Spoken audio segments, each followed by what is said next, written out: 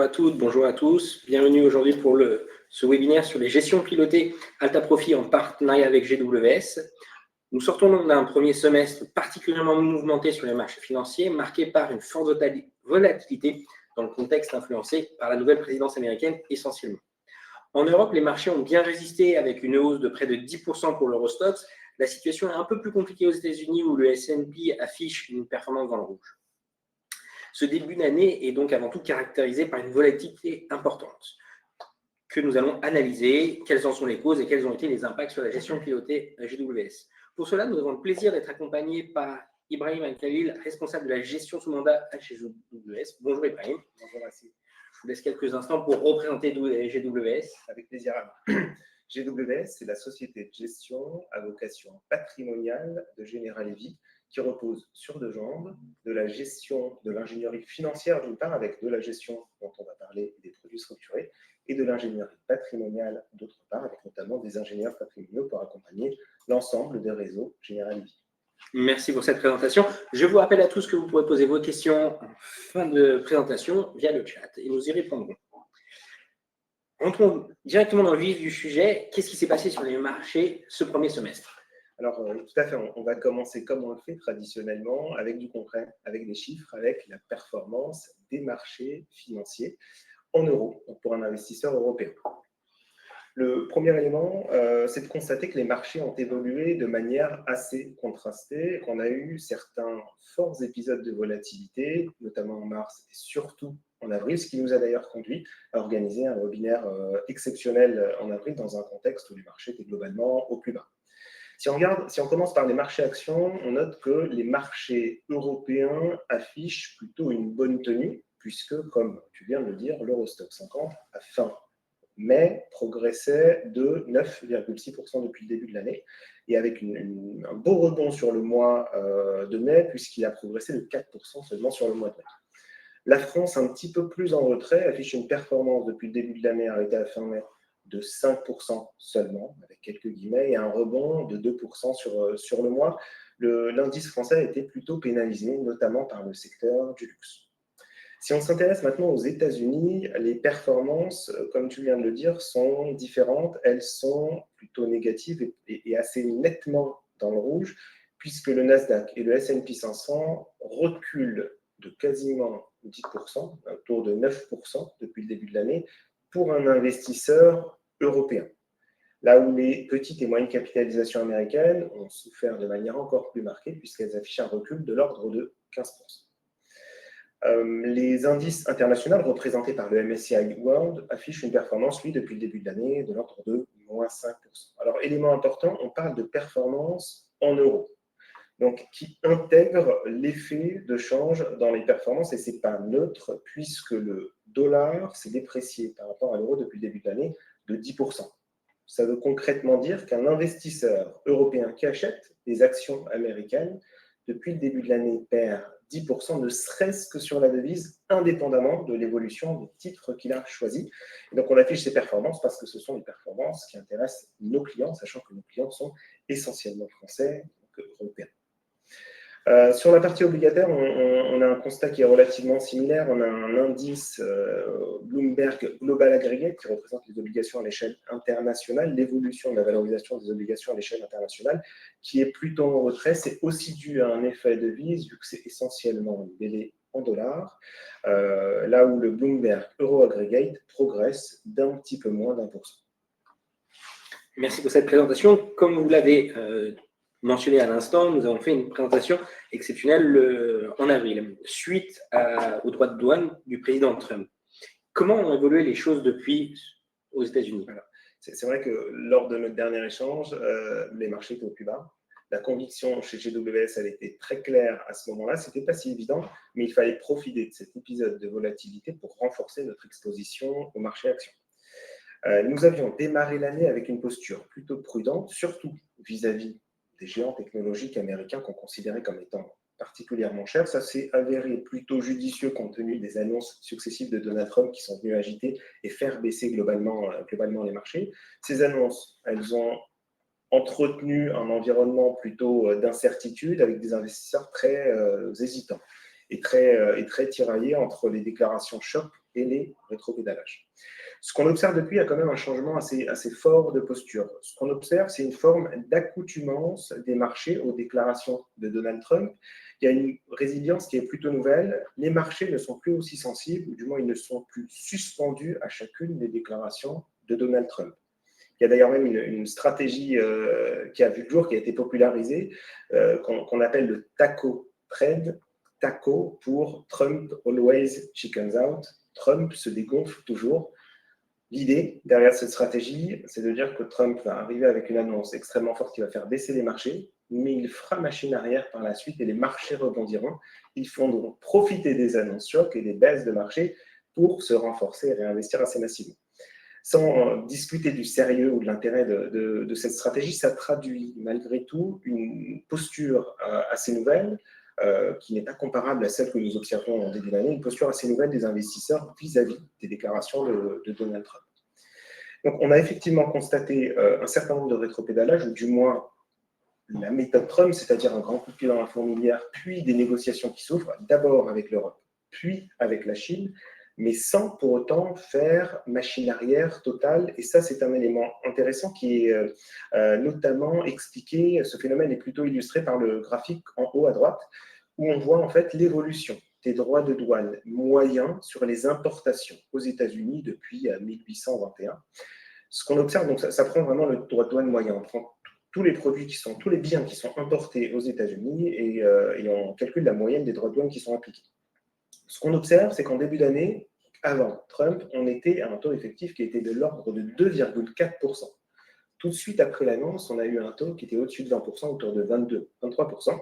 Et après cette vague de négociations qui a détendu beaucoup les investisseurs et qui a provoqué ce rebond sur les marchés, nous sommes à des droits de douane effectifs en moyenne de l'ordre de 15%.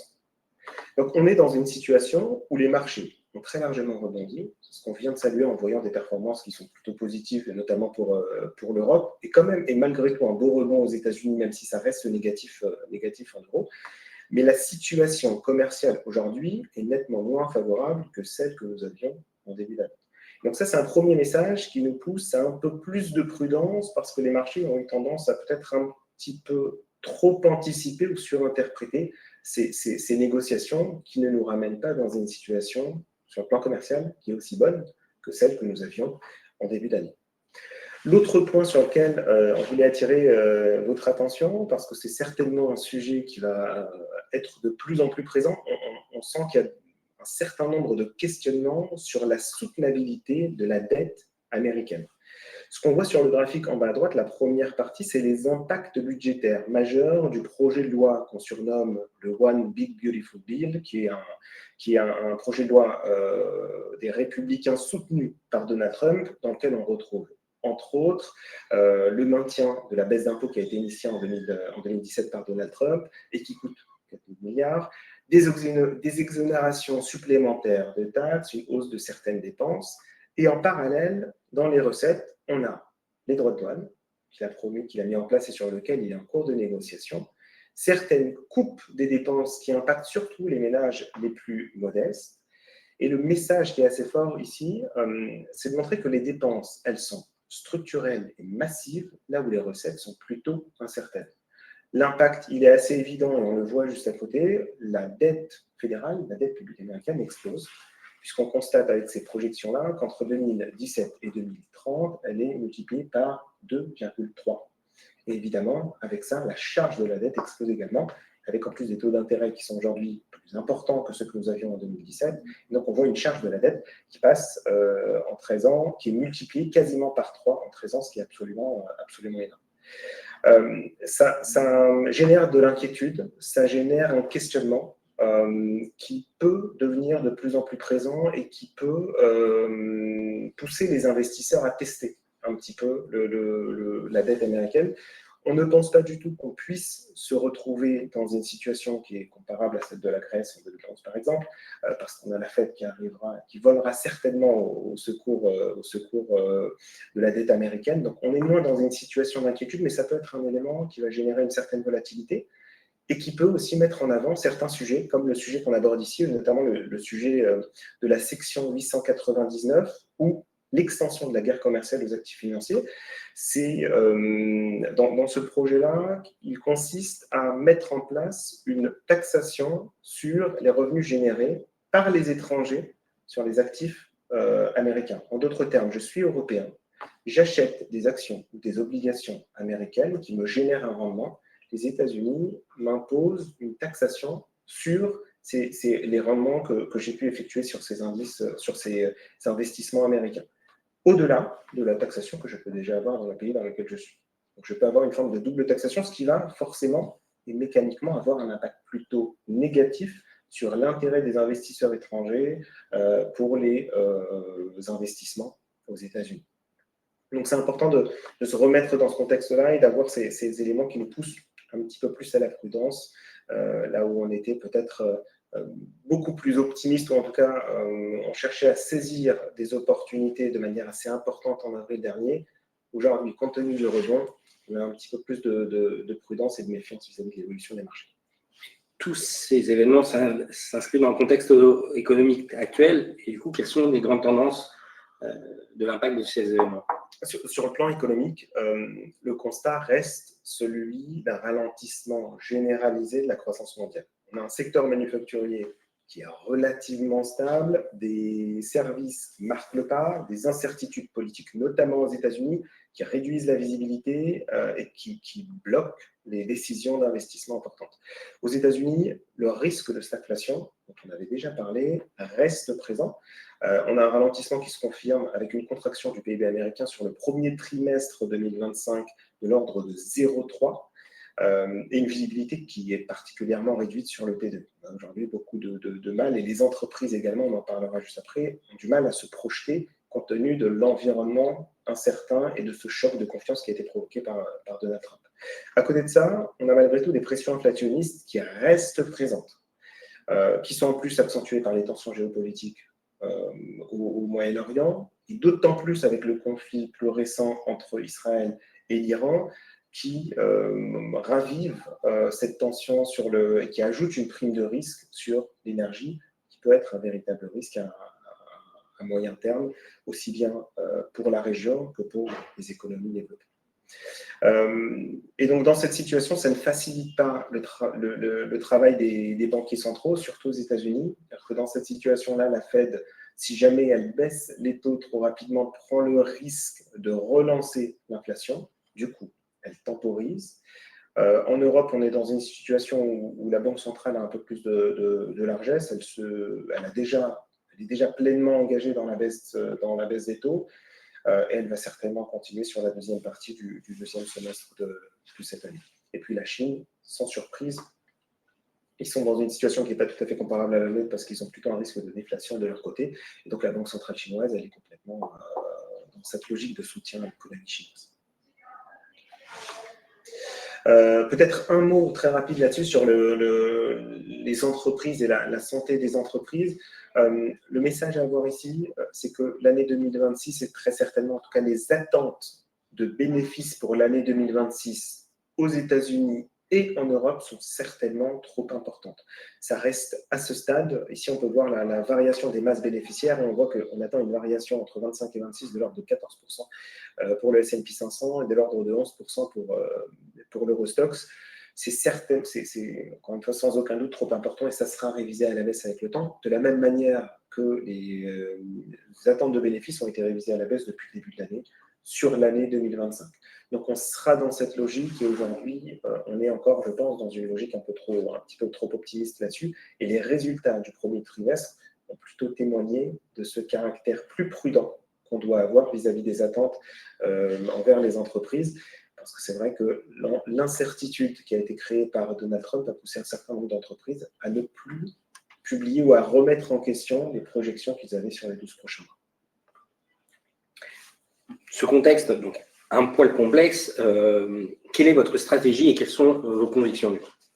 Alors, il y a 2-3 mois, on a fait le même exercice dans lequel on disait il faut saisir ces opportunités. Le recul aussi marqué des marchés américains n'est pas justifié, et puis on a du mal à imaginer que Trump puisse aller au bout de sa pensée.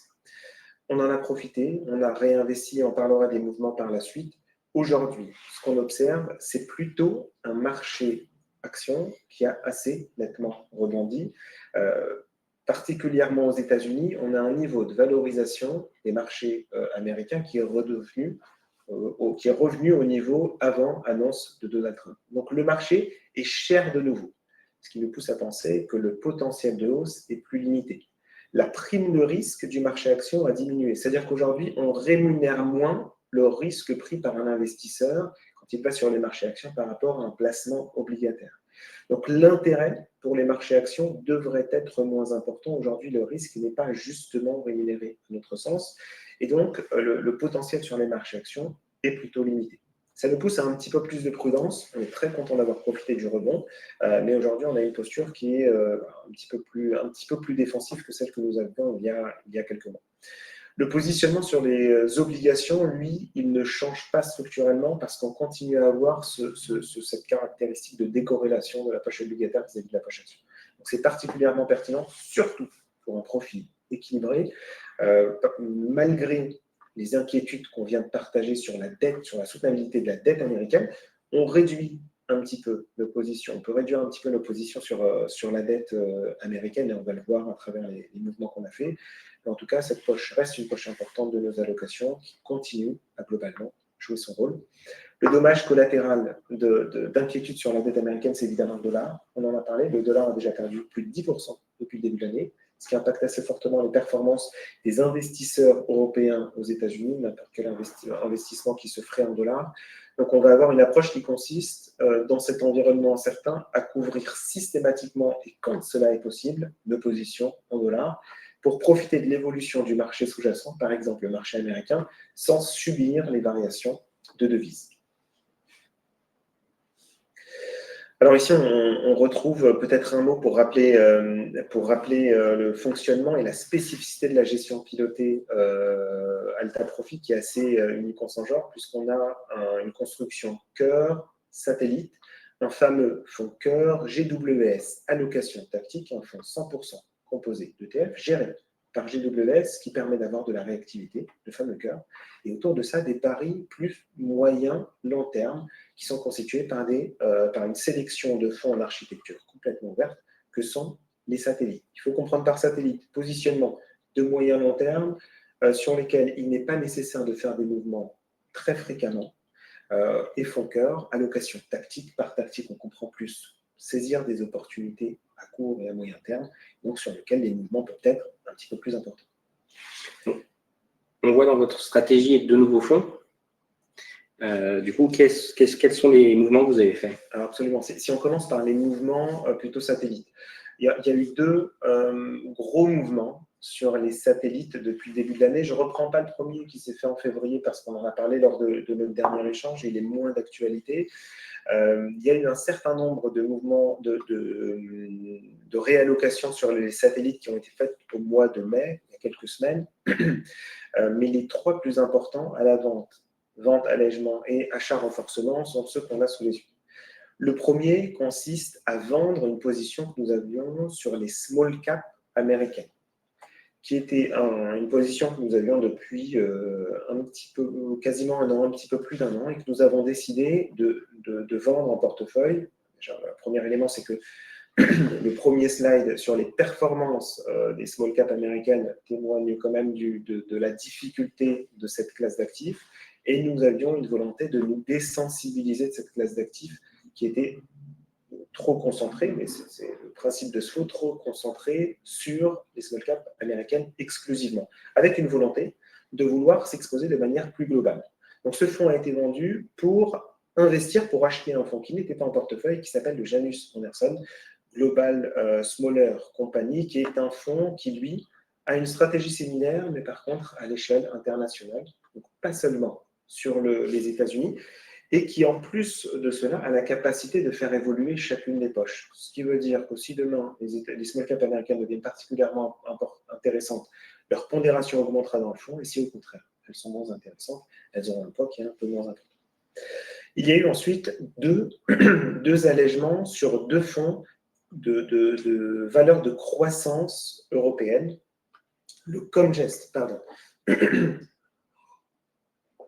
le Congest Renaissance Europe d'une part et le Generali Aging Population d'autre part.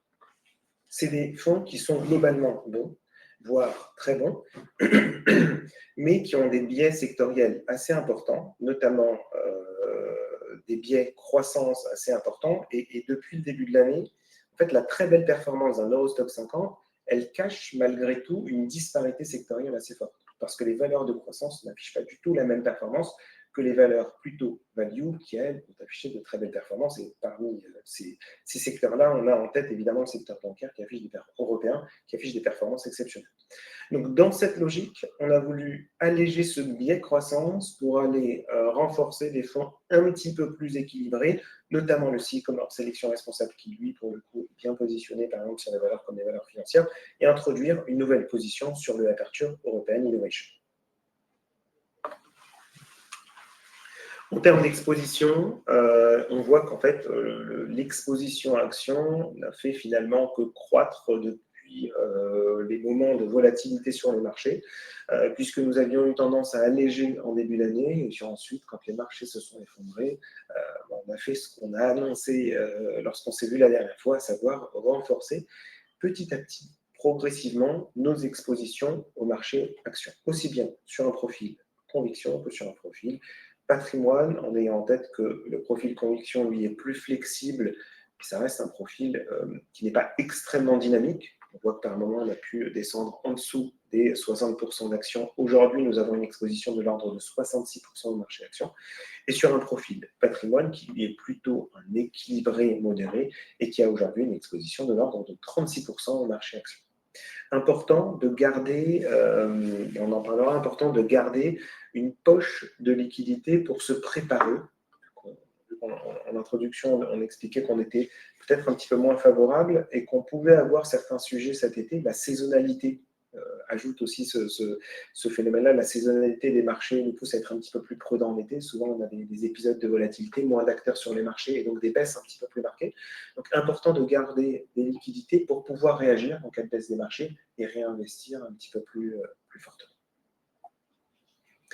Sur la répartition géographique, on le voit, on reste très équilibré Europe, US, même si on a eu quelques récentes prises de bénéfices, on en parlera, mais on reste plutôt bien équilibré sur les pays développés, avec malgré tout une position qui est plus faible, mais pas neutre, sur l'Asie et les pays émergents, qui représentent un petit peu plus de 10% de la poche action aujourd'hui.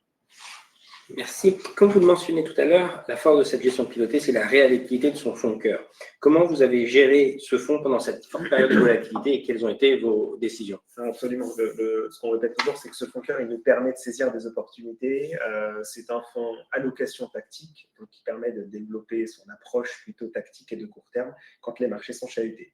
Alors là, on a eu un très bel exemple parce que les marchés n'ont pas été aussi chahutés depuis quelques années et on l'a pleinement utilisé grâce à ce fonds qui, encore une fois, qui est plutôt une exception sur les gestions pilotées parce qu'en général, entre guillemets, le talon d'Achille des gestions pilotées, c'est ce manque de réactivité, encore une fois, on parle de réactivité extrême, qui, dans pas mal de situations, n'est pas forcément très nécessaire, mais qui, dans ce genre de cas de figure, est plus que primordial.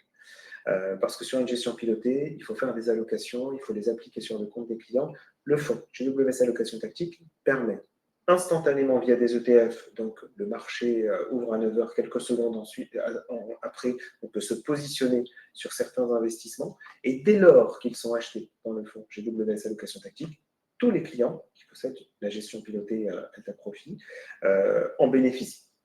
Sur ce fonds-là, aujourd'hui, il y a eu un certain nombre de mouvements. Le premier élément, si on se concentre sur la répartition géographique, on voit qu'on a une pondération importante des États-Unis sur ce fonds. C'est voulu, c'est important pour nous parce que la position qu'on peut avoir sur les États-Unis aujourd'hui peut être un peu plus volatile. En d'autres termes, on a eu un creux, on s'est renforcé très rapidement là-dessus. Aujourd'hui, on commence à s'alléger davantage. Ça ne fait pas partie d'un pari structurel qu'on a envie de graver dans le marbre, entre guillemets. Ce n'est pas une position qu'on a envie de forcément garder encore un mois et demi. Trump étant ce qu'il est et apportant cette volatilité sur les marchés, il est important pour nous de pouvoir manœuvrer cette poche de manière assez réactive. On a une exposition action qui, aujourd'hui, est de l'ordre de 45% sur ce fonds, quasiment 46%. Elle était plus de 5% plus élevée il y a encore quelques jours, donc elle est vraiment pilotée au quotidien. Et on a surtout une bonne poche de monétaire qui nous permettrait demain de réagir si l'été s'avère un petit peu plus compliqué que prévu. Sans commenter du ligne à ligne, parce qu'on va voir ensuite les mouvements, on voit qu'on a des pondérations relativement importantes sur les fonds, et ça, c'est quelque chose qui est primordial pour que ça ait un impact.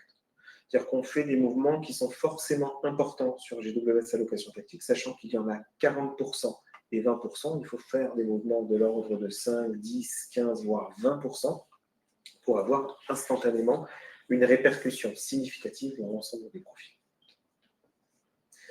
Si on s'intéresse un petit peu plus spécifiquement aux mouvements qui ont été faits, alors je n'ai pas mis les dates à chaque fois, mais c'est vrai que ça s'est étalé sur le mois de mars, le mois d'avril, et très récemment, un mouvement très récent dont je vais parler. Mais globalement, on voit qu'il y a eu un changement assez profond dans la construction du fonds GWS allocation tactique. Et ce changement, il vient essentiellement du mouvement le plus important que vous avez certainement déjà remarqué, à savoir la vente totale de nos trackers S&P 500 équipondérés. C'était un de nos paris les plus importants l'année dernière, et pour préparer l'année 2025. Donc pour rappel, le S&P équipondéré, c'est un S&P c'est un indice avec les 500 valeurs du S&P et où tout le monde a le même poids. Pourquoi est-ce que nous étions intéressés à cet indice-là? Pour réduire la concentration sur les géants technologiques, encore une fois, qui ont particulièrement souffert au mois de mars et au mois d'avril parce qu'elles ont affiché une performance qui était nettement inférieure à celle du S&P classique. Donc notre volonté, c'était de réduire la sensibilité sur les géants technologiques, ce que cet ETF nous a permis de faire quand les marchés ont corrigé de plus de 25%, 27% depuis leur point le plus haut, et encore plus pour les valeurs technologiques. Cette raison qui nous avait poussé à fuir le S&P pour aller vers le S&P pondéré n'était plus d'actualité. On a fait simplement le mouvement inverse. On a vendu l'entièreté de la position sur le S&P 500 pondéré, donc plus de 17%, pour revenir à hauteur de 16% sur le S&P 500 traditionnel. Et attention, avec une subtilité, couvert contre le risque de change pour éviter justement de perdre une grande partie de nos gains à cause de la dévaluation du dollar face à l'euro. Donc ça, c'est un des mouvements les plus importants qu'on a eu en portefeuille et qu'on a fait très rapidement et qui nous a permis de profiter du rebond qu'on a observé à partir de la deuxième partie du mois d'avril. Dans les autres mouvements, on remarque qu'on a renforcé notre sensibilité à l'Europe, notamment en allant sur un indice très classique, l'Eurostoxx 50, à hauteur de 5,5%. On s'est positionné également de manière un petit peu moins forte, plutôt normal étant donné que c'est un sujet plus volatile, sur un tracker de valeurs technologiques chinoises spécifiquement.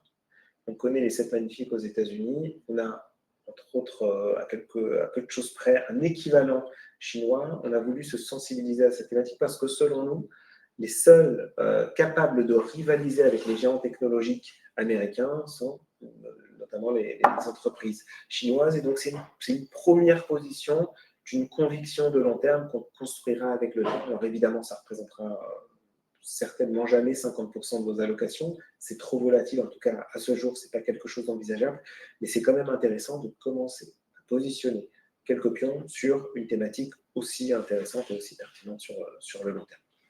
Un petit ajustement sur du MSCI World, mais à la marge, et on voit qu'on a malgré tout sur la poche obligataire allégé un petit peu de tracker de dette américaine.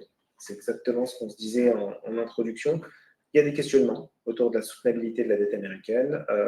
On sait que ça peut faire moins office de valeur refuge, alors que ça l'a toujours été. La dette américaine était la valeur refuge par excellence à côté de l'or. Ça a été moins le cas dans cette tension qu'on a eue au mois d'avril. On décide donc d'alléger cette position. Maintenant, parlons performance des contrats sur ce premier semestre. On peut passer aux performances.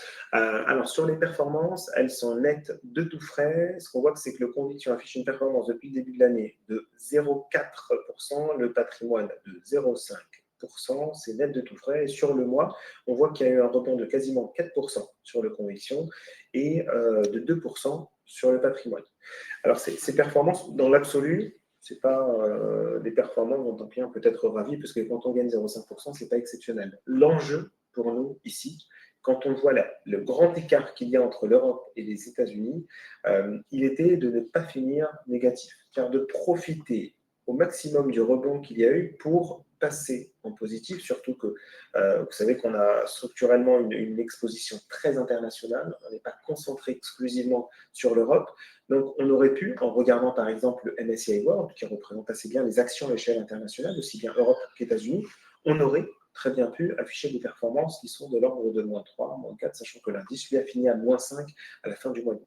Donc c'était un véritable enjeu pour nous de réussir à profiter assez intensément du rebond pour finir en positif à la fin du mois de mai. Aujourd'hui, on a un portefeuille qui, vous l'avez vu, a été revu, repensé de manière assez importante et structurellement plus exposé à des valeurs un petit peu plus technologiques, notamment aux États-Unis. Et ça ne nous empêche pas de garder une certaine poche de liquidité, de cash qui nous permettrait de réagir si les marchés devaient corriger pendant l'été. Maintenant qu'on est à ce niveau-là, c'est-à-dire que maintenant qu'on a pu absorber une bonne partie de la baisse des marchés américains, pour rappel, les marchés américains en euros affichent une performance de -10%, on a pu absorber cette baisse-là sans être négatif. Donc pour nous, c'est une véritable. On est ravis d'avoir pu faire ça sur les 2 mois qui viennent de s'écouler. Mais ce n'est pas fini, parce qu'encore une fois, le travail reste à faire. On rentre maintenant dans un marché qui je ne vais pas dire, est encore plus volatile, mais en tout cas, nous annonce certainement quelque chose qui est loin d'être un long fleuve tranquille d'ici la fin de l'année. Et l'été pourrait aussi être un moment d'opportunité qui nous permettrait de revenir un petit peu plus massivement sur les marchés actions après les allègements que nous venons de faire. Merci pour cette excellente présentation. Passons maintenant aux questions de nos auditeurs. Première question, la prime de risque du SP500 semble nulle sur votre présentation. Faut-il vendre Wall Street selon vous, ou bien les taux US vont-ils baisser et restaurer la prime de risque? Alors, très bonne question. C'est vrai que déjà, c'est quelque chose qui peut évoluer assez rapidement. Et le graphique nous montre que la prime de risque aujourd'hui, elle est faible, elle est inférieure à des pourcents, elle se rapproche même de 0%, là où elle était début avril à plus de 2,5%. Raison pour laquelle on est aujourd'hui, on a une volonté d'être un petit peu moins sensible au marché actions. Est-ce qu'il faut vendre complètement Wall Street? Non. Vous le voyez d'ailleurs, on reste exposé au marché et on reste exposé au marché américain. Si on remonte un tout petit peu, on peut voir l'évolution, si on remonte sur je ne sais pas si les slides sont toujours visibles, on a pu voir l'évolution de notre exposition au marché actions et ce qu'on voit, c'est que très récemment, alors là où on a vu notre exposition évoluer assez fortement, sur le front GWS allocation tactique, on voit que l'exposition vient de rediminuer de manière relativement importante sur les derniers jours, puisqu'on a allégé un peu plus de 5% sur le front récemment. On a essentiellement allégé les actions américaines. Encore une fois, la logique ici, elle est de prendre des bénéfices après le très fort rebond et de se préparer à ce désengagement qu'on pourrait observer sur les actions américaines. Donc, la question est pertinente. Est-ce qu'il faut en sortir? La réponse est non. Est-ce qu'il faut réduire sa sensibilité aux actions américaines pour préparer l'été? Très certainement. Merci. Est-ce que vous pouvez nous donner votre avis sur 3 types de valeurs, à savoir l'or, le pétrole et l'armement? Des valeurs qui sont des investissements qui sont particulièrement à la mode récemment. Si on les prend dans l'ordre, l'or reste une valeur refuge intéressante, mais attention, qui ne délivre pas de rendement. Donc plus les taux réels sont positifs et moins l'or peut être pertinent. Rappelons simplement qu'au-delà de l'avis qu'on peut avoir sur l'or, on ne peut pas adresser des investissements directement sur l'or dans un contrat d'assurance vie. On ne peut pas avoir la matière première. Ce qui veut dire que si je veux me sensibiliser à l'évolution de l'or, je dois aller plutôt sur les minières et donc intégrer la composante entreprise, equity, dans mon investissement, raison pour laquelle je suis moins présent sur cette classe d'actifs. Dans l'absolu, je trouve que ça reste une classe d'actifs qui est intéressante, sans qu'elles ne doivent représenter une proportion trop importante dans les allocations, mais aujourd'hui, c'est toujours intéressant d'avoir une part de diversification sur l'or. Je crois que le deuxième, c'était le pétrole. On est clairement sur des risques haussiers sur le pétrole. Ça fait d'ailleurs partie des derniers micro-mouvements que nous faisons dans les gestions, à savoir augmenter un petit peu notre sensibilité là-dessus. En cas d'embrasement du Moyen-Orient, et si jamais les États-Unis, comme il semble nous laisser présager, décident d'intervenir directement en Iran, il pourrait y avoir des conséquences, notamment sur le prix du baril de pétrole. Rappelons que l'Iran pourrait, encore une fois, ce n'est absolument pas dans son intérêt, mais si jamais c'est plutôt un acte de désespoir, ils ont les moyens de bloquer complètement le détroit d'Ormuz, qui est une artère qui porte 25%, un quart du transport maritime pétrolier à l'échelle mondiale. Ce qui veut dire que si on a un conflit qui s'embrase et qui dégénère, on peut avoir une augmentation du prix du pétrole qui est au-delà de celle des projections qu'on a en supprimant simplement la production iranienne en tant que telle. Et donc, on pourrait voir un baril de pétrole s'envoler autour des $100, ce qui aurait effectivement un impact assez négatif, aussi bien sur la région, mais évidemment sur l'ensemble des économies, et qui nous dirigerait certainement vers une récession.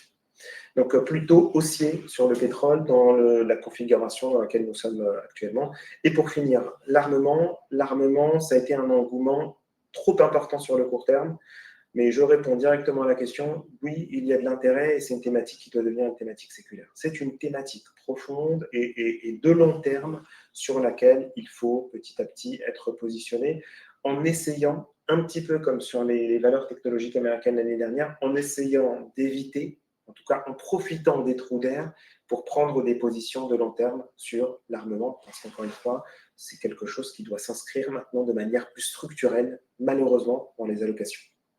Merci. Pensez-vous à augmenter la pondération du fonds cœur dans la gestion pilotée pour apporter encore plus de réactivité?